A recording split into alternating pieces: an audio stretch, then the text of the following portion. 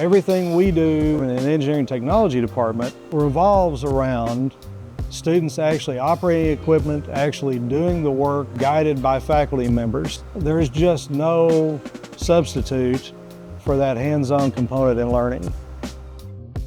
Currently in our capstone class, we have 9 different projects for the students to work directly with our industrial partners. It's a really eye-opening situation for a lot of students to work with industry personnel. They get the real-world contact, and those oftentimes result in job offers and hires. What we strive for is that the result of the project is actionable information that the company can use in their production operations.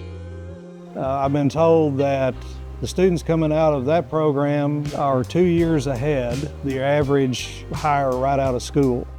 Hands-on learning is important for young engineers and young engineering technologists because that's where the best learning happens. You can tell somebody something and maybe they'll remember it. They actually do the work, then they will learn it. They will become part of them.